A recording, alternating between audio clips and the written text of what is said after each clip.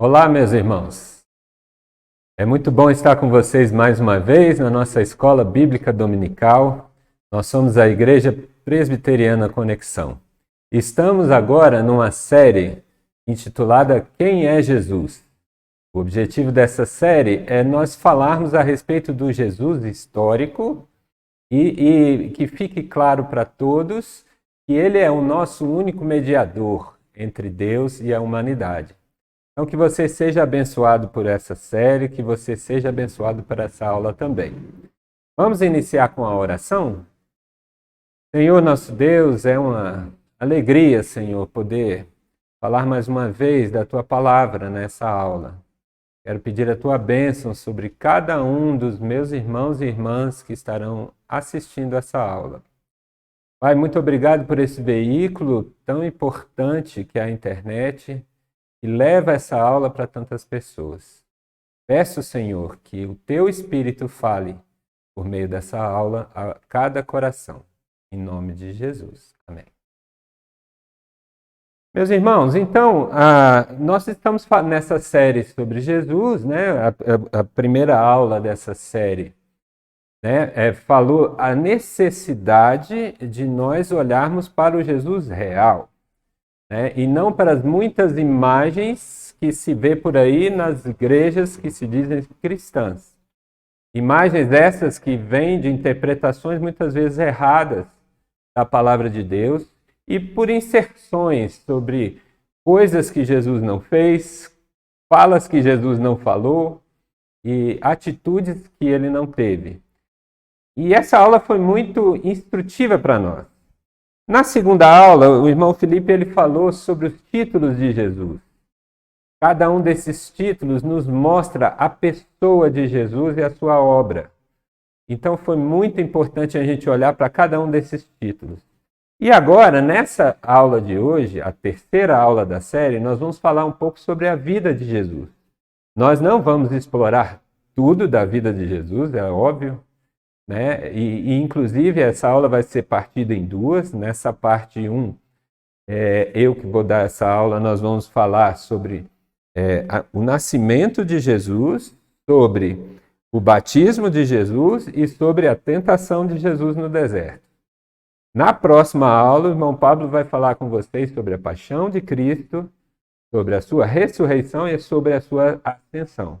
Eu sei que há muito mais para falarmos sobre a vida de Jesus, sobre os seus ensinos, sobre os seus milagres, mas o objetivo dessa aula é enxergarmos o Jesus real e o quanto a vida de Jesus tem um impacto profundo em nossas vidas.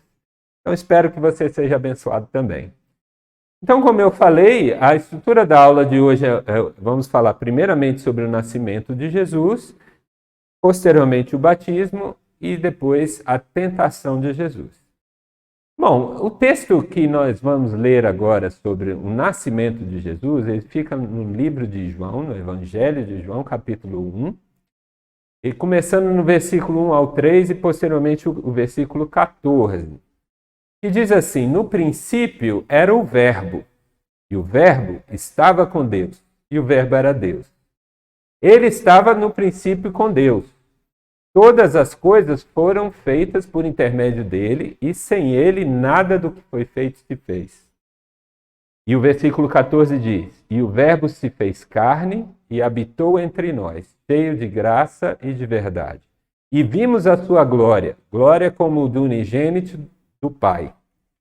Bom, esse texto ele nos traz verdades muito importantes. Primeiro, o título, o Verbo, a gente já viu isso na aula passada com o Felipe.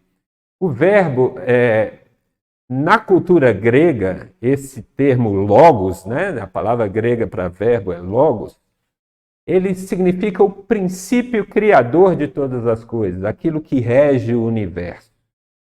E quando João chama Jesus de o logos, o verbo de Deus, ele está chamando Jesus de esse princípio. Ele coloca que Jesus é o Criador.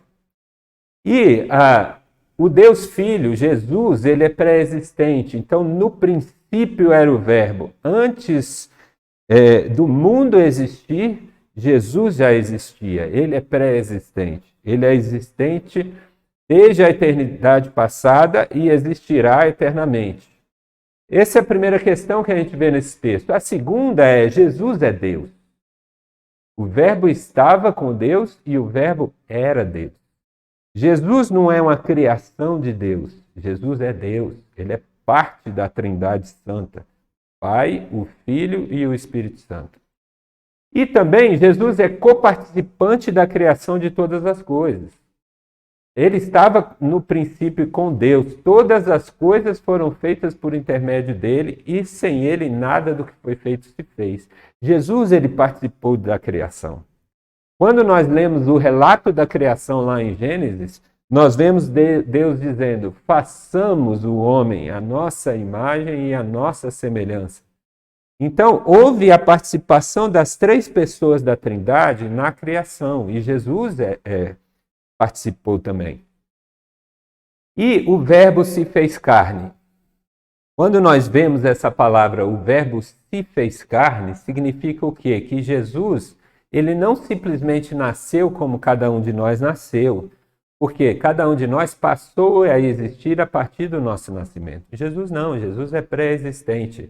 Por isso, esse termo nascimento de Jesus, ele pode ser alterado para a encarnação de Jesus. Jesus encarnou, ele por sua própria vontade decidiu vir a este mundo e encarnou. E por fim, Jesus manteve na sua encarnação a natureza divina. E vimos a sua, cheio de graça e de verdade, e vimos sua glória, glória como do unigênito do Pai. Jesus é Deus e ele se manteve Deus quando ele esteve conosco aqui na terra. Bom, então esse primeiro princípio de enxergar Cristo como pré-existente, enxergar Jesus como Deus, enxergar Jesus como Criador e enxergar Jesus como o Deus encarnado que manteve a sua natureza divina, essas são coisas muito importantes para a gente entender o nascimento de Jesus. Na encarnação de Jesus, houve um fato que é um fato muito importante para nós entendermos essa questão da natureza de Jesus Cristo. O texto de Mateus, capítulo 1, 18, diz assim: foi assim o nascimento de Jesus Cristo. Maria, sua mãe, estava prometida em casamento a José, mas antes que se unisse, achou-se grávida pelo Espírito Santo. Esse relato, nele, Mateus começa assim: foi assim o nascimento de Jesus Cristo. Ele não simplesmente disse, Jesus nasceu, filho de Maria. Não, ele falou como foi feito, como aconteceu, né, o nascimento. E o como foi? Maria ainda estava desposada de José, mas ainda não tinha tido relações com seu esposo, e ela se achou grávida pelo Espírito Santo. Então, a concepção de Maria, que era uma virgem, nós, assim, com os nossos conhecimentos de hoje, nós nunca vimos isso. É uma concepção somente com o óvulo da mulher? Isso não existe. Todos nós sabemos, nos nossos estudos de biologia do colégio, né, que para um ser humano ser concebido, tem que haver uma união entre o óvulo da mulher e o espermatozoide do homem, que se juntam e formam aquilo que a biologia chama de zigoto, né? E aí, nós sabemos que não pode existir uma concepção somente pelo óvulo da mulher. Então, o nascimento virginal de Jesus, ele é um milagre. É obra do Espírito Santo de Deus. Não é à toa que Mateus escreve no seu evangelho: achou-se grávida pelo Espírito Santo. É uma obra miraculosa de Deus. A segunda coisa que nós temos que enxergar aqui é que a vida de Jesus, desde a sua concepção, ela é obra da Trindade. O Pai, o Filho e o Espírito Santo participando de toda a obra de Cristo na terra. A gente vai falar aqui de 3 pontos, né, que é o nascimento, o batismo e a tentação de Jesus, e nesses 3 pontos nós vemos a participação da Trindade. E aqui não é diferente. Jesus, ele é a semente da mulher, que nasceu para esmagar a cabeça da serpente. Lá em Gênesis, capítulo 3, versículo 15, nós lemos o texto, né? Que é o que muitos chamam de o proto-evangelho, ou aquilo, a primeira promessa de Deus que Jesus viria ao mundo. O texto diz: "E porei inimizade entre ti e a mulher, e entre a tua semente e a sua semente. Esta te ferirá a cabeça, e tu lhe ferirás o calcanhar." Esse texto é Deus, o Pai, falando com Satanás, personificado na serpente. E ele chega para Satanás e diz que colocará uma inimizade entre a semente da serpente e a semente da mulher. Ou seja, nascerá da mulher um que ferirá a cabeça da serpente. E a serpente lhe ferirá o calcanhar. Essa promessa da vinda de alguém que feriria a cabeça da serpente é uma promessa sobre a vinda de Jesus. Jesus é essa semente da mulher. E a encarnação de Jesus foi prometida desde a queda do homem. Em Apocalipse nós lemos que Jesus é o Cordeiro que foi morto antes da fundação do mundo. Isso significa que a decisão por Jesus vir ao mundo e ser o Cordeiro que seria sacrificado em favor da humanidade, essa decisão foi tomada antes mesmo da criação. E após a queda, Deus, que já tinha esse propósito antecipado, ele promete isso ao homem.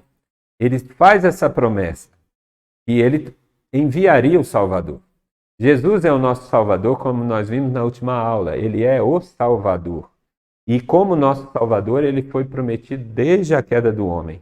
O homem, nós tivemos a revelação sobre a vinda de Jesus, uma revelação progressiva ao longo da história.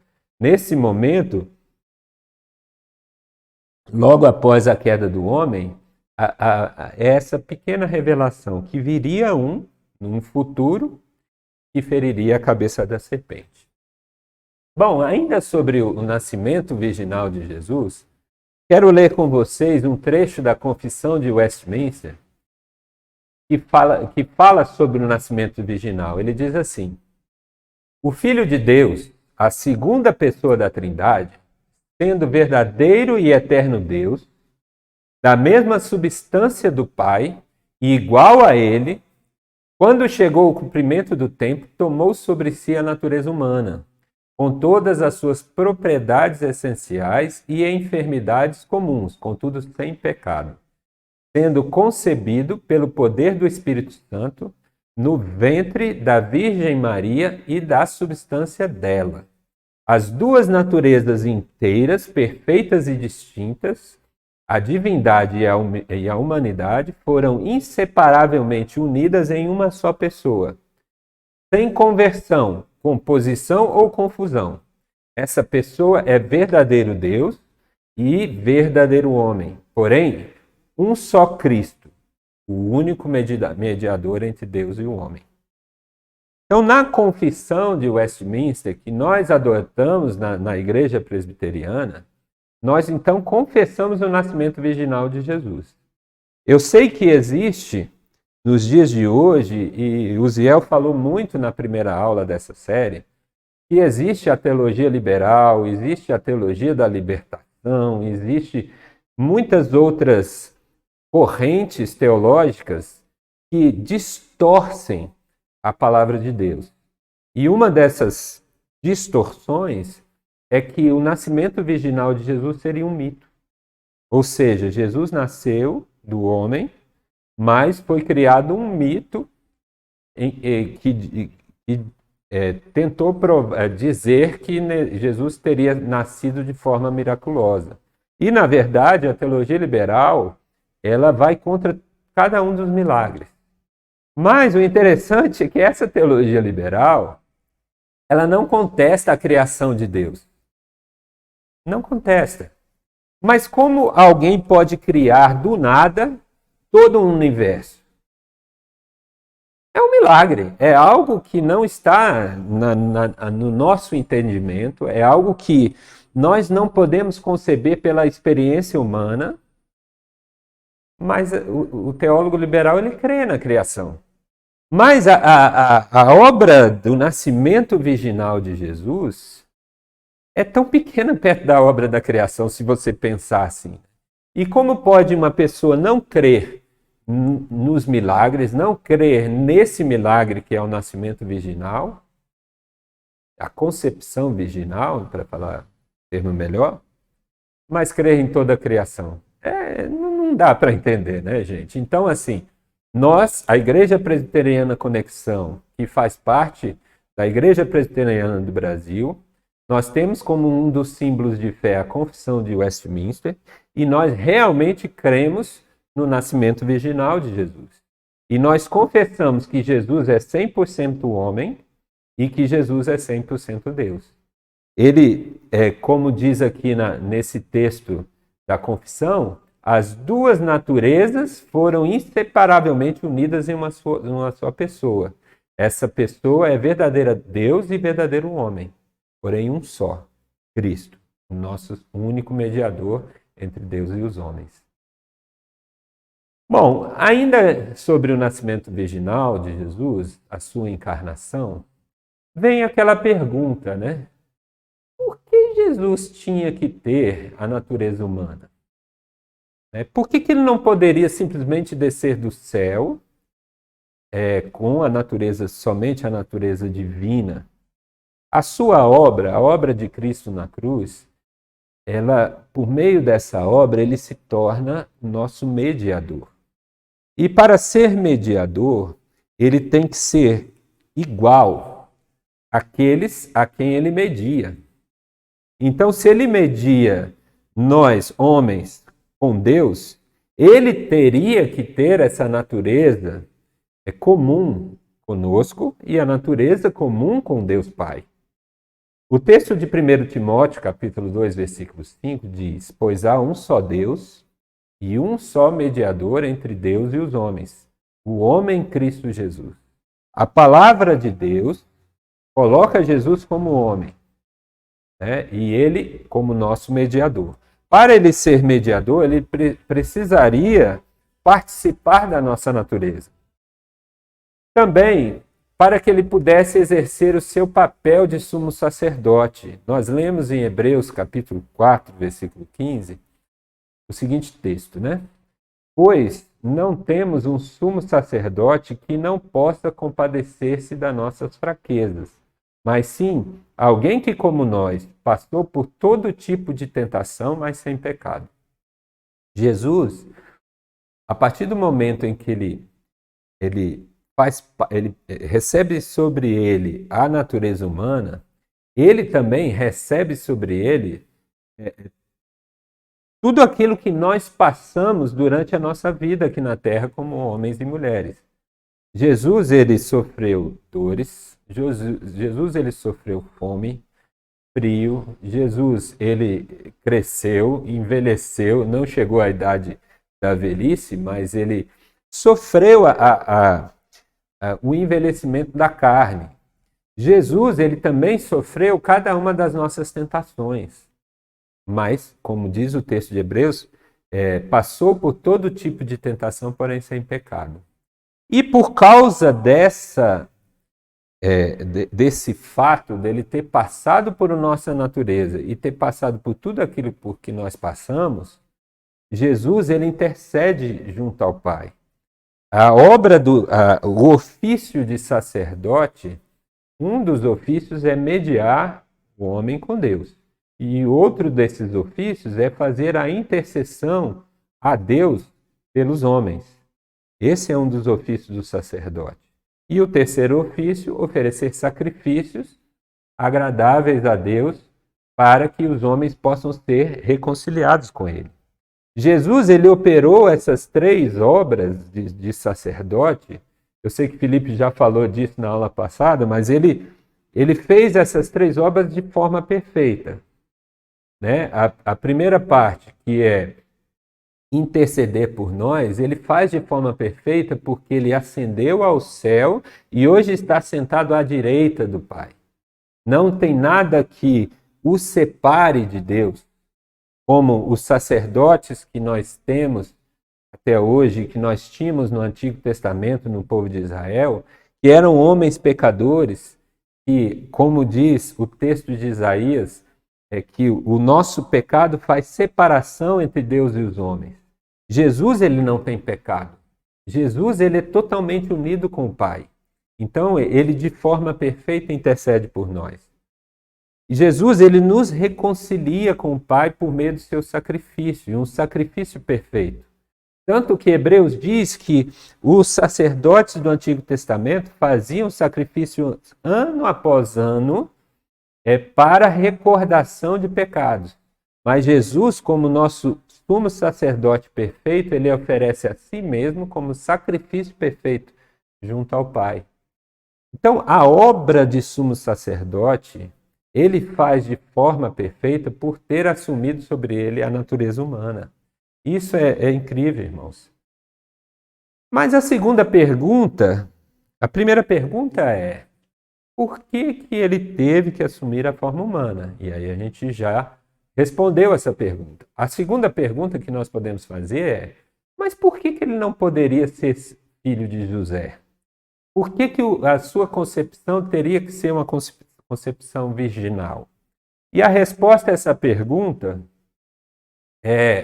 a primeira resposta é para que ele não fosse contaminado pelo pecado, né?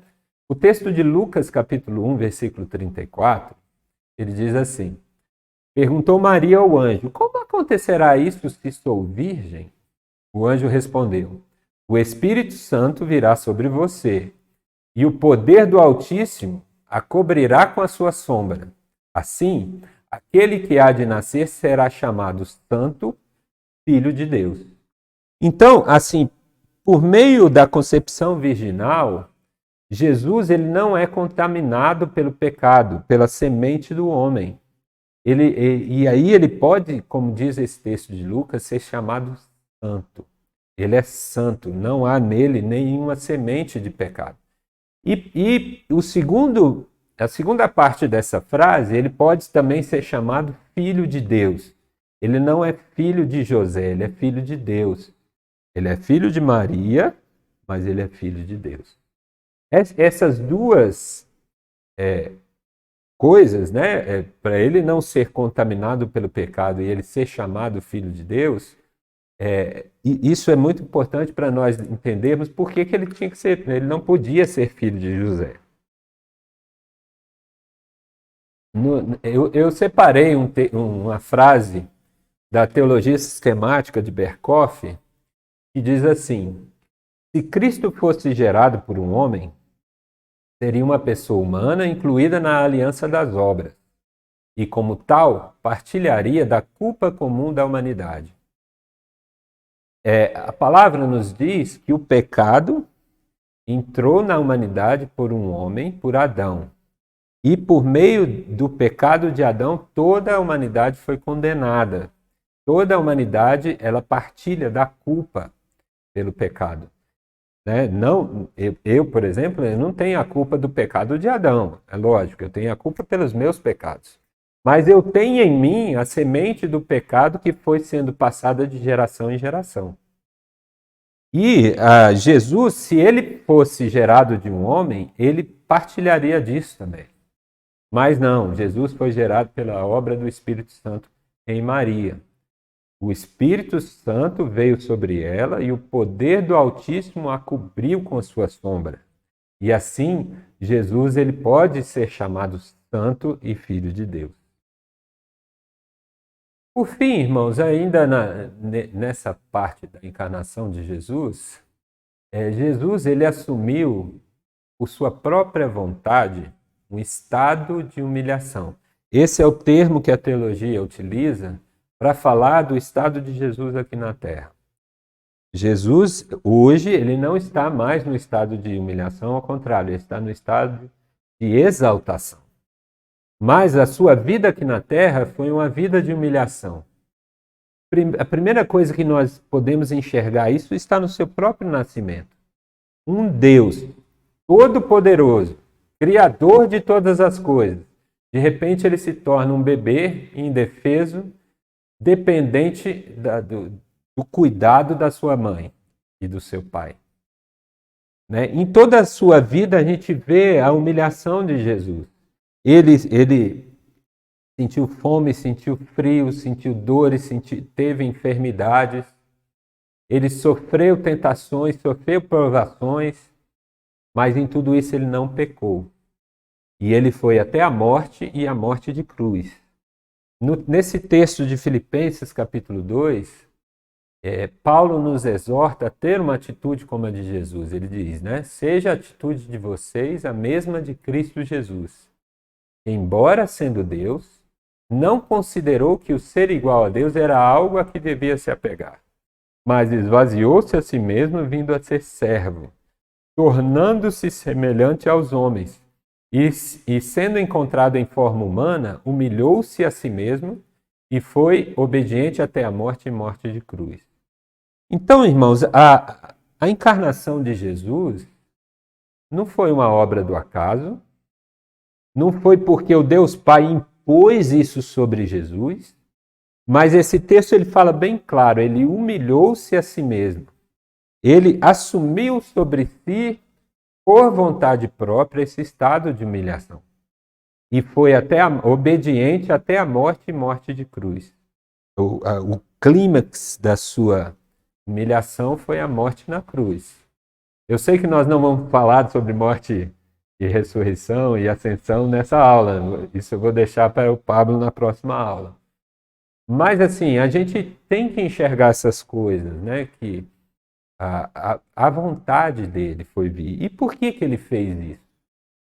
Porque Jesus assumiu a natureza humana, assumiu todas as mazelas da nossa natureza, por amor a você e a mim. Porque ele viu que era necessário um mediador, e que esse mediador fosse um homem, e que esse homem deveria ser um cordeiro perfeito, sem mácula, nem mancha, nem ruga, e que ele pudesse ser apresentado como sacrifício ao Pai. Somente assim nós poderíamos satisfazer a ira de Deus sobre o pecado e poder nos achegar diante do Pai. Por amor a nós, ele que nos escolheu antes da fundação do mundo, nos elegeu, ele resolve, por vontade própria, vir a essa terra, se humilhar e se humilhar até a morte, e morte de cruz. E quando dizem morte de cruz, irmãos, nós nunca vamos saber na nossa carne o que é uma morte de cruz. A gente pode pegar relatos médicos sobre isso, mas a humilhação de Jesus foi tão grande naquela cruz. Ele, o Deus do universo, o Criador de todas as coisas, o Deus perfeito, maravilhoso, sem pecado, Deus, ele se entrega a morrer uma morte tão humilhante, nu, numa cruz, pregado no madeiro, e a palavra diz, maldito aquele que for pregado no madeiro. Ele se faz maldição por cada um de nós, para que nós pudéssemos ter a vida dele. Uma vida santa, uma vida de união ao Pai. Ele traz sobre nós os benefícios da sua graça, mas ele sofre sobre ele os malefícios do nosso pecado. Ele troca conosco. Então, irmãos, é assim, a encarnação de Jesus, nós temos que enxergá-la como um ato de amor, um ato de um amor perfeito, imensurável, algo que nos faz ser gratos a Ele. Bom, o próximo ponto aqui é a respeito do batismo de Jesus. Na época de Jesus, assim, a gente pode dividir 3 tipos de batismo, né?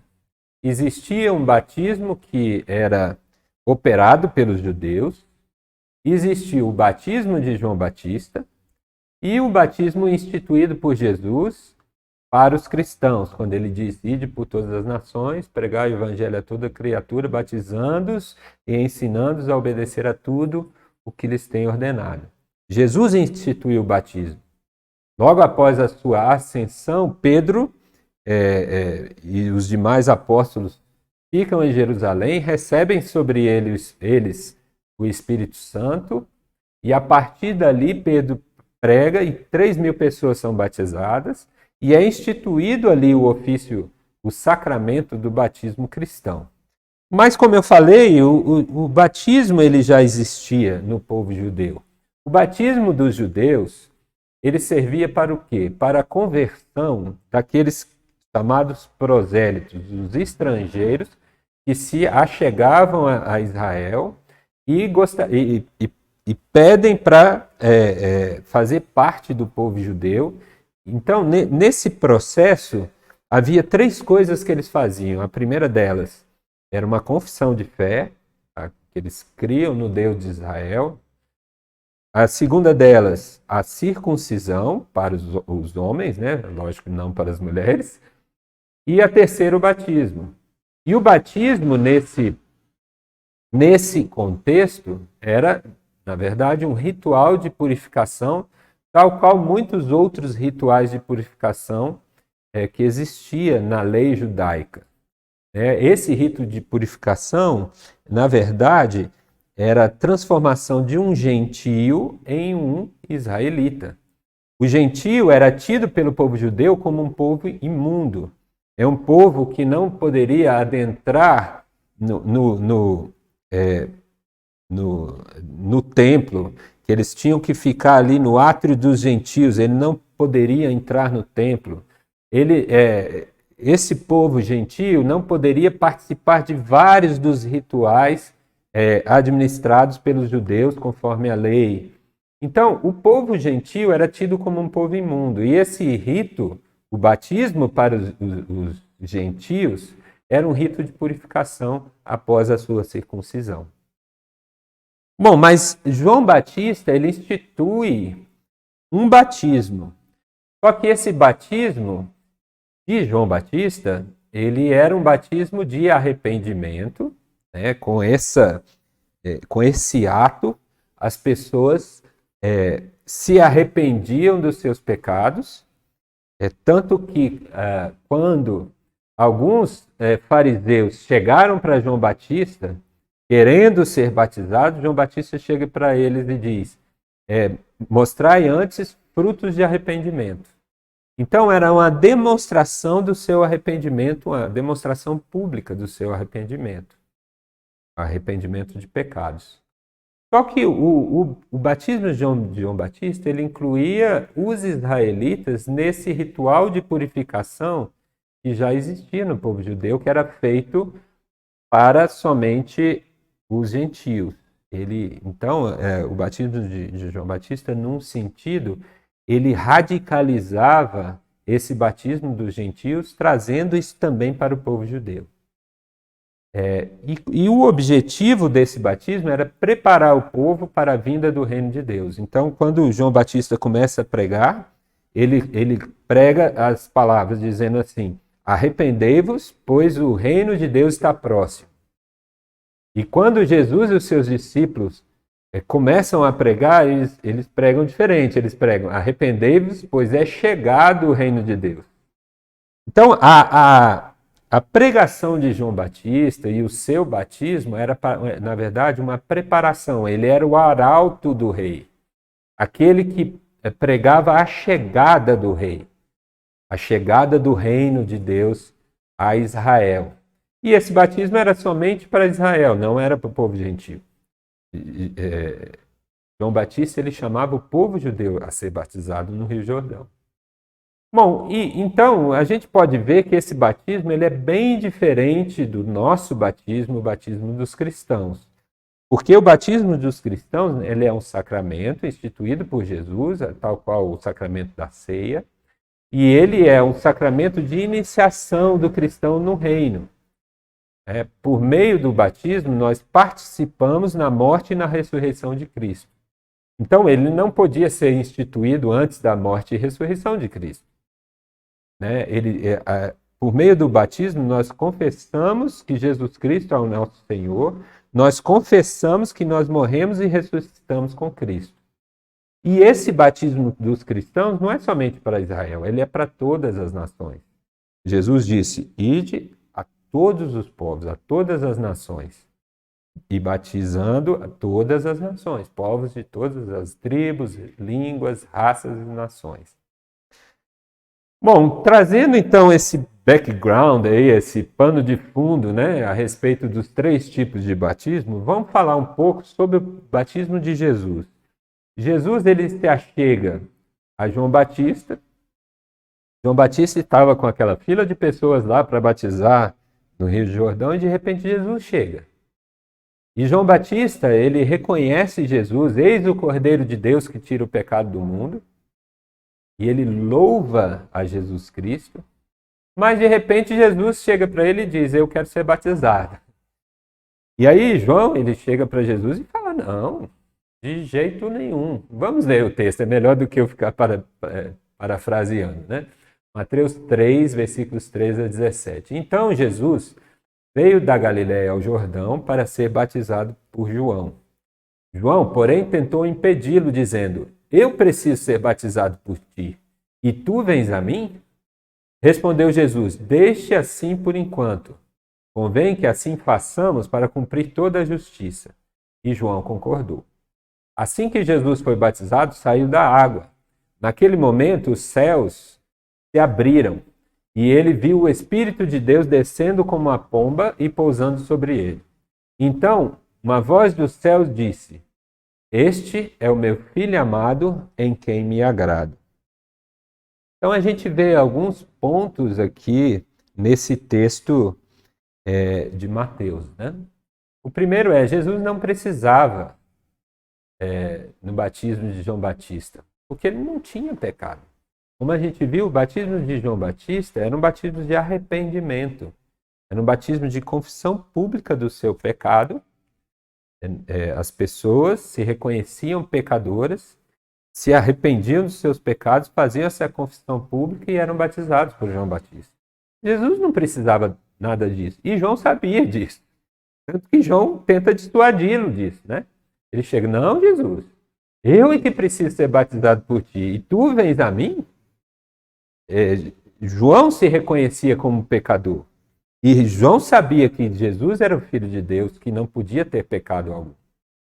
Mas Jesus, ele não discute com João. Ele fala: não, João, deixa assim por enquanto. Se você, é tipo assim, né? Se você quiser, depois a gente até discute esse assunto, conversa e tudo, mas agora não. Vamos fazer desse modo que eu te peço para cumprir toda a justiça. E aí eu quero explorar com vocês o que significa isso, cumprir toda a justiça, né? A primeira coisa é para ser um igual a nós. Jesus, por meio do seu batismo, ele não só participa da natureza humana, mas ele também participa daqueles atos que nós devemos fazer. Ou seja, ele faz primeiro, ensina a fazer e nos ordena a fazer. Então Jesus, ele passa a ser um igual a nós, e ele também passa a ser um exemplo para nós. E também, no batismo de João Batista, a gente vê esse texto, no batismo de Jesus, desculpe, a gente vê esse texto: viu o Espírito de Deus descendo como uma pomba e pousando sobre ele. A partir desse momento em que Jesus ele é batizado, ele inicia o seu ministério. Então ele é ungido pelo Espírito Santo para cumprir a sua tarefa. A unção, Felipe falou muito bem da unção na aula passada, né? A unção que vinha sobre reis, a unção que era feita sobre os profetas e a unção que era feita sobre os sacerdotes.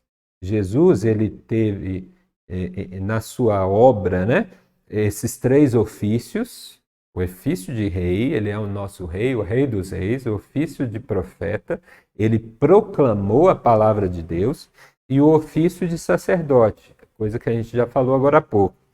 E Jesus, como cada um desses ofícios, né, ele era inaugurado por uma unção, um óleo que simbolizava o Espírito Santo sobre aquele homem que recebia a unção.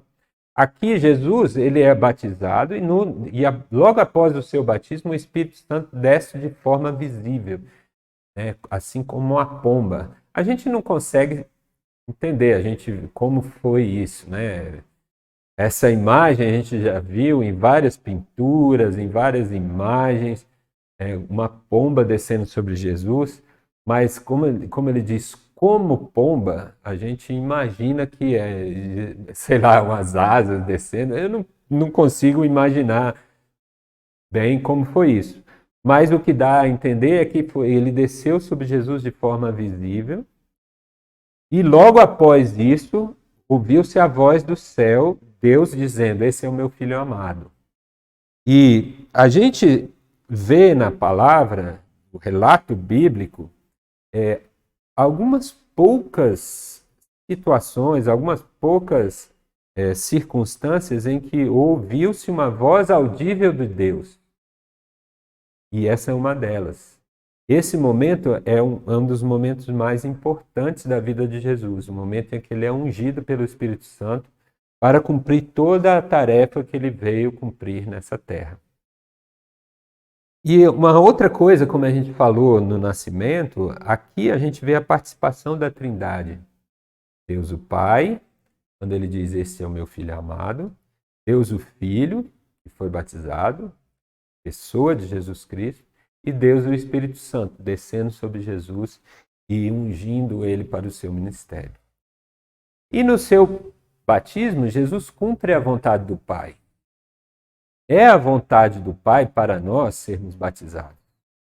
Ele nos ordena fazer isso, para que nós tenhamos essa confissão pública, para que nós tenhamos esse rito de iniciação, esse sacramento de iniciação do povo de Deus no seu reino. Jesus ele cumpre totalmente a vontade do Pai também no seu batismo. Por fim, irmãos, nós vamos falar agora da tentação de Jesus. Em Mateus capítulo 4, nós vamos explorar alguns versículos nos próximos minutos. O primeiro versículo do capítulo 4 de Mateus diz assim: então Jesus foi levado pelo Espírito ao deserto para ser tentado pelo diabo. A primeira frase desse versículo é muito estranha para nós. Jesus é levado pelo Espírito Santo para ser tentado pelo diabo. Ou seja, era a vontade do Pai e do Espírito Santo que Jesus, o Deus Filho, fosse tentado pelo diabo. Isso para nós pode nos parecer estranho. E cabe a gente fazer até uma observação. Tiago, capítulo 1, versículo 13, diz assim: ninguém é tentado por Deus. Ninguém é tentado por Deus. Deus não tenta ninguém ao pecado. Só que essa palavra tentado, ela pode significar também ele nos colocar em um teste, numa provação. É como se ele provasse a nossa fé, provasse a nossa união com ele, tal qual a provação de Adão no Éden, em que foi colocada lá uma árvore, ele não poderia comer do fruto daquela árvore. Jesus ele também foi levado ao deserto para ser provado. Mas diferente de Adão, ele passa no teste, né?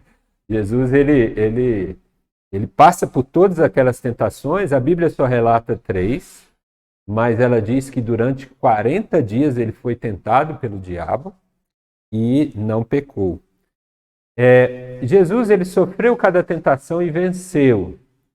E sendo justo, ele tornou-se o nosso justificador. Então, ele ter sido provado, ele ter sido tentado, nós já vimos no texto de Hebreus que ele pôde se tornar o nosso sumo sacerdote e interceder por nós, tendo passado por todas as nossas provações e tentações. Mas também tem um ponto importante, que ele, como justo, ele pode transferir para nós a sua própria justiça. Ele é o nosso justificador, né? A gente viu na série passada a respeito dessa questão da justificação. A sua graça, por meio da sua graça, Jesus ele vem a nós, ele confere sobre nós a sua justiça. Nós somos declarados justos diante do Pai. E ele, como justo, ele pode fazer isso, né? E eu quero ler também o texto de Tiago 1,12, que é imediatamente anterior àquele que diz que ninguém é tentado por Deus, né?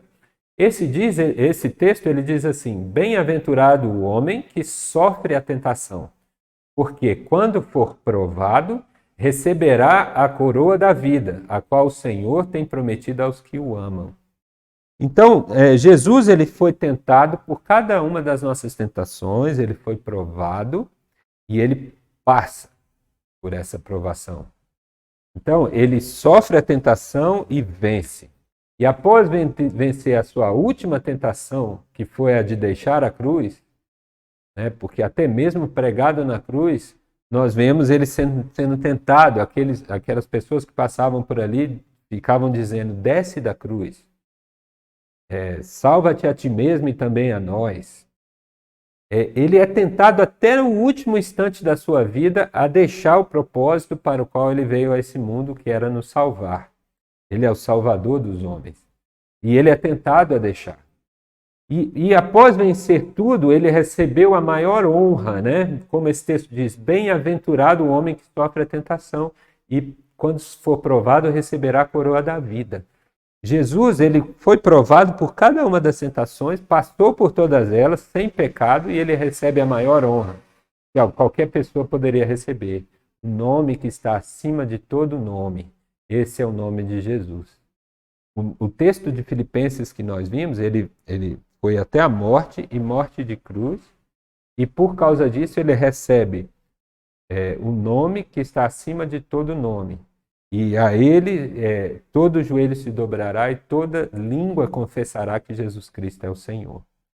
Jesus recebe essa grande e imensa honra do Pai.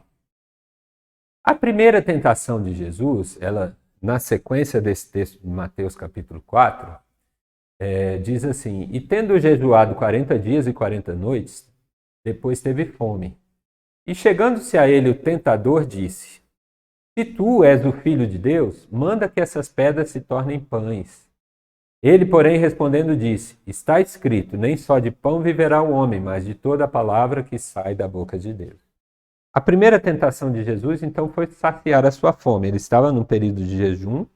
Ele, na verdade, ele jejuou por 40 dias.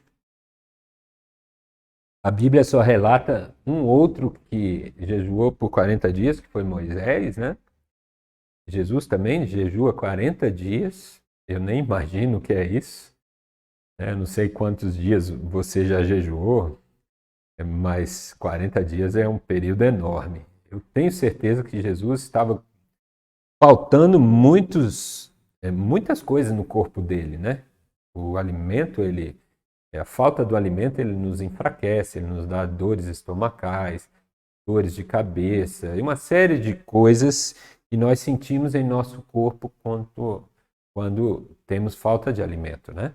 E Jesus estava nessa situação. E o tentador chega para ele: olha, se tu és o Filho de Deus, manda que essas pedras se tornem pães. Então, a gente vê aí algumas semelhanças e algumas diferenças com a tentação de Adão. A tentação de Adão, onde Adão estava? Estava no jardim. E a tentação de Jesus estava no deserto. A tentação de Adão, nesse jardim, ele tinha árvores com todos os tipos de fruto. Então, ele não estava passando fome ali. Jesus, ele estava com fome, 40 dias sem comer nada. Na tentação de Adão, ele tinha companhia no jardim. Eva estava lá com ele. Jesus, ele estava sozinho, sendo tentado sozinho pelo diabo. E eita, tem um texto ali sobrando somente para Israel. Você pode ignorar isso no slide, tá? Somente para Israel não é uma diferença. Bom, mas a gente vê essas três diferenças, são diferenças importantes, né?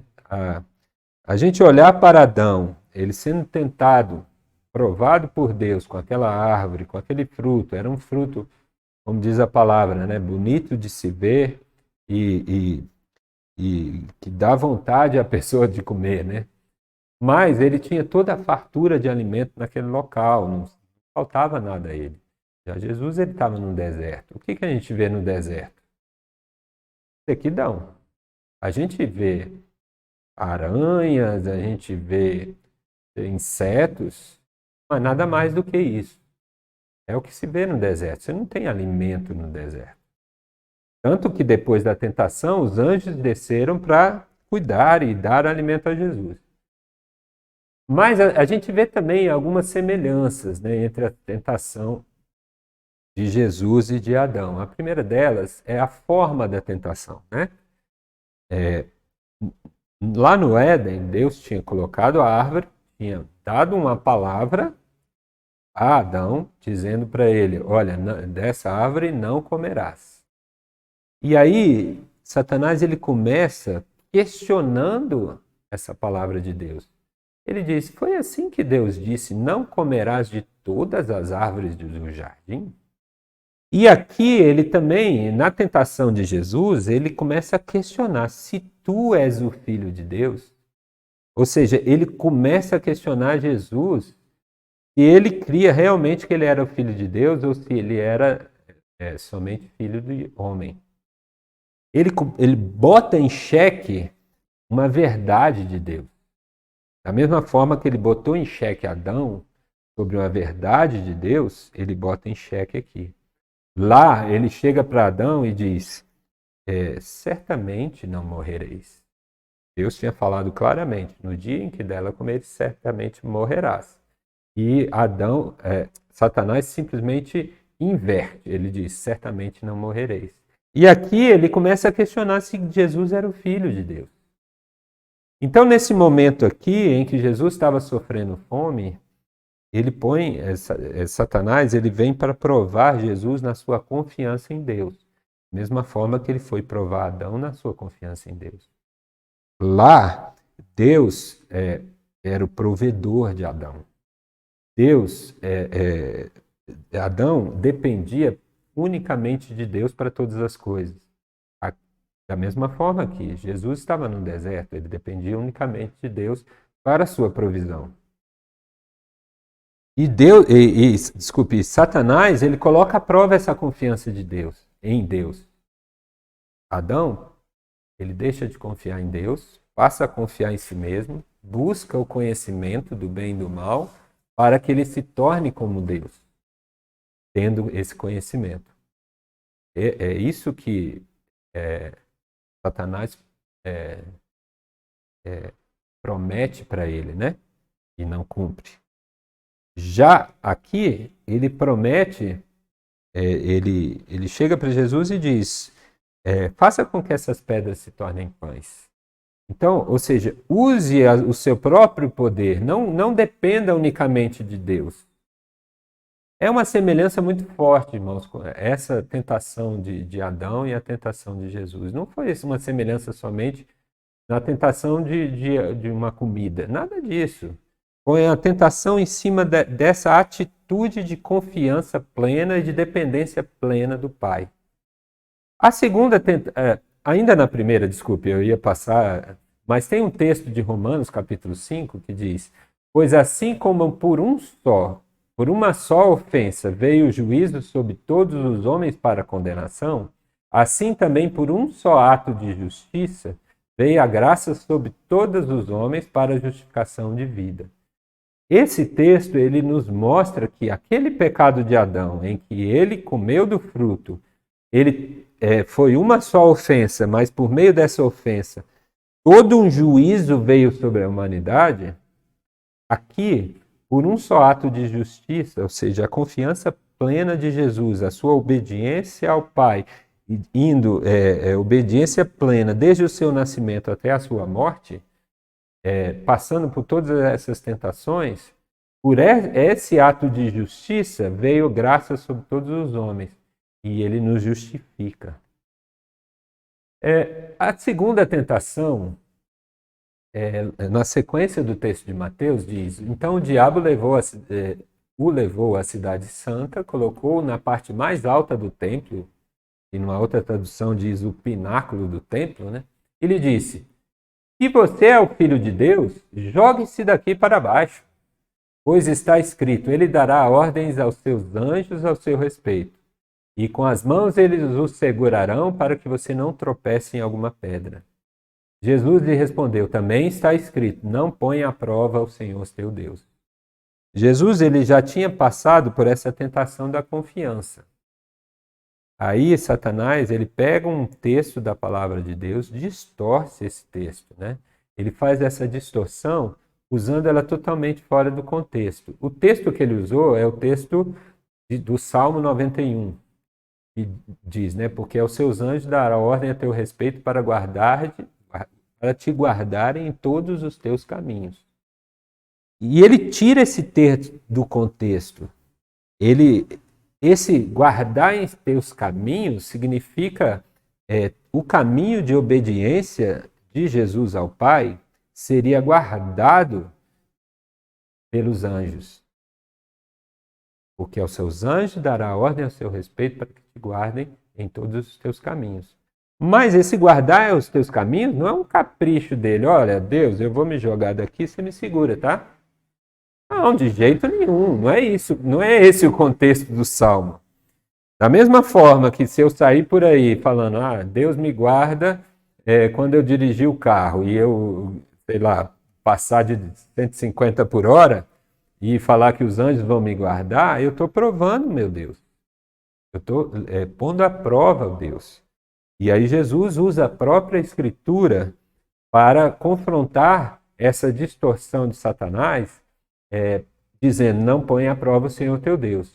Ele mostra com essa atitude que nós devemos interpretar a Escritura sempre usando a própria Escritura. Ou seja, naqueles textos em que de repente a gente tem algo difícil de entendimento, vamos buscar uma referência em outro texto que tem um entendimento mais fácil, para que nós possamos entender aquele texto. A nossa interpretação de um texto nunca pode contradizer um outro texto, porque a Bíblia é uma peça única, inspirada por Deus, e nela não existe contradição. Então, como poderia Jesus se jogar dali, porque o Salmo diz que os anjos o guardariam, e pôr à prova o Senhor nosso Deus? Não, de jeito nenhum. Uma palavra, uma parte da Escritura não pode contradizer outra parte da Escritura. Então Jesus ele nos ensina algo aqui. Nos ensina que nós devemos ler a palavra, nós devemos submeter a nossa vida aos ensinamentos da palavra, mas não o ensinamento da nossa interpretação sobre a palavra, porque muitas vezes a nossa interpretação pode vir de uma tentação como essa, de Satanás a Jesus. Uma tentação de uma interpretação errada, buscando o nosso próprio proveito, buscando o nosso próprio orgulho, né? E eu até coloquei aqui que essa segunda tentação de Jesus foi a tentação de orgulho. Ou seja, com aquela atitude, ele está lá em Jerusalém, no pináculo do templo, o lugar mais alto de Jerusalém, no templo, um lugar onde tinha multidões ali que vinham para adorar a Deus, e ele simplesmente se joga dali, aparecem os anjos e o guardam, o pegam pela mão, e as pessoas veriam tudo aquilo e falam, uau, esse homem, ele realmente é especial. Ele é um... Né? E essa tentação é de se fazer especial, e essa tentação a gente vê muito nos dias de hoje, né? Pessoas que fazem ações, boas ações, e publicam aquilo na internet, publicam aquilo para que todos vejam como ele é especial, como ele é uma pessoa espiritual, como ele é mais ungido que os outros, ou mais importante para Deus do que qualquer outra pessoa. Essa tentação, ela seria uma tentação assim, mas Jesus ele rebate essa tentação. Não ponha à prova o Senhor teu Deus. E por fim, a terceira tentação é fugir da cruz. Né? Depois o diabo levou a um monte muito alto e mostrou-lhe todos os reinos do mundo e o seu esplendor, e lhe disse: tudo isso lhe darei se você se prostrar e me adorar. Jesus lhe disse: retire-se, Satanás, pois está escrito: adore o Senhor, o seu Deus, e só a ele preste culto. Satanás, ele leva Jesus a esse monte muito alto. A gente não sabe, né, se isso foi uma visão, né, porque ele estava no deserto, né, da mesma forma de Jerusalém, né, no pináculo do templo. Aqui a gente não sabe se ele levou fisicamente ou se ele levou somente como uma visão, mas o fato é, ele enxerga ali todas as nações, os reinos do mundo, né, e Satanás chega para ele: olha, tudo isso aí me foi dado, e eu lhe darei, se prostrado me adorares. Por que eu digo que essa é uma tentação de fugir da cruz? Quem é Jesus? Ele é o Rei dos Reis, Senhor dos Senhores. Ele é o nosso Deus, o Deus Filho, e Ele é o Rei. Só que para receber essa honra, como nós já vimos, para receber o nome que estava sobre todo nome, ele tinha que primeiro passar por todo o sofrimento que ele passou pela sua morte na cruz. Mas Satanás chega para ele: olha, tem um caminho mais fácil aqui. Esse caminho é o seguinte: se você se prostrar aqui, me adorar, eu entrego todos os reinos da terra. Satanás, ele sugere que Jesus recebeu o que já era prometido. Ele seria o Rei dos Reis, mas sem passar por sacrifício algum. Ter todos os reinos da terra, na verdade, era uma mentira de Satanás, né? Porque Salmos, capítulo 24, versículo 1, diz: do Senhor é a terra e a sua plenitude, o mundo e aqueles que nele habitam. Então, essa palavra de Satanás, que ele teria todos os reinos da terra sob seu domínio, já é uma palavra mentirosa. Além disso, Jesus se dobrar diante de Satanás, iria contra o primeiro mandamento. Somente a Deus adorarás e somente a Ele prestarás culto. E faz parte dos 10 mandamentos, é como se fosse a constituição da lei, aqueles princípios fundamentais da lei de Deus, que é os 10 mandamentos. Um desses mandamentos é: adore o Senhor seu Deus e só a Ele preste culto. E Satanás tenta Jesus com isso. E quando ele tenta, parece que é o ultimato que ele dá, porque aí Jesus chega para ele: olha, retire-te daqui, Satanás. Né? E é interessante que Jesus ordena que ele se retire, e pela autoridade de Jesus, Satanás o obedece e vai mansinho embora, né?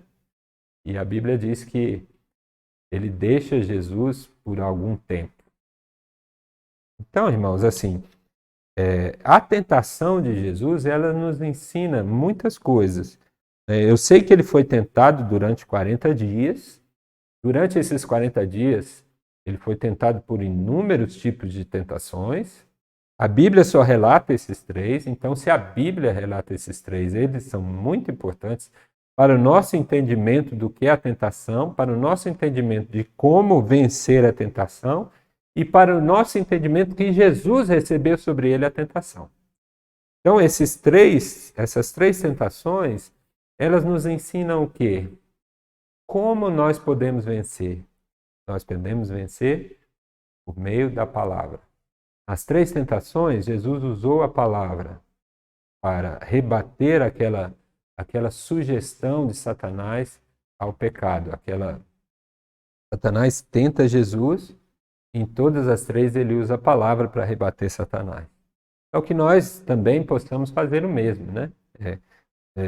Nos debruçarmos na palavra de Deus, de todas as formas possíveis, seja a leitura da própria palavra, seja a leitura de textos teológicos que nos apoiam no entendimento da palavra, seja da participação em assistir à escola bíblica, seja em assistir aos nossos cultos, em que a gente tem exposições tão profundas da palavra de Deus por meio dos nossos pastores. Que nós possamos, então, gravar esses textos em nosso coração para que a gente possa usá-los no momento da tentação que Satanás nos traz. Por fim, irmãos, eu quero só fazer um convite a vocês a assistir a próxima aula, né? A próxima aula, Pablo, como eu já disse, vai falar sobre a paixão, a ressurreição e a ascensão de Cristo. Eu tenho certeza que nós seremos muito abençoados. E ler esse último texto, o versículo final da carta do Evangelho de João, que diz: Jesus fez também muitas outras coisas. Se cada uma delas fosse escrita, penso que nem mesmo o mundo inteiro haveria espaço suficiente para os livros que seriam escritos. Então, assim, nós estamos falando sobre esses 6 aspectos da vida de Jesus, né? Eu falei sobre o nascimento, o batismo e a tentação. Pablo vai falar sobre a paixão, a ressurreição e a ascensão. Mas havia muitas outras coisas que nós poderíamos falar também. Mas esses foram escolhidos porque eles nos mostram aspectos reais da vida de Jesus, não aspectos imaginários, né? E a conclusão de tudo isso é: o menor relato da vida de Jesus é um exemplo para o cristão que é realmente comprometido como um discípulo de Jesus.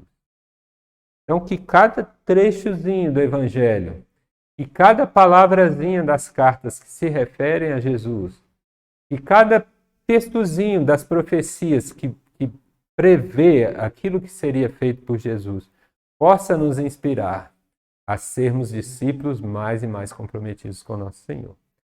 Que Deus te abençoe, que essa palavra possa te ajudar na sua vida cristã, em nome de Jesus. Um grande abraço.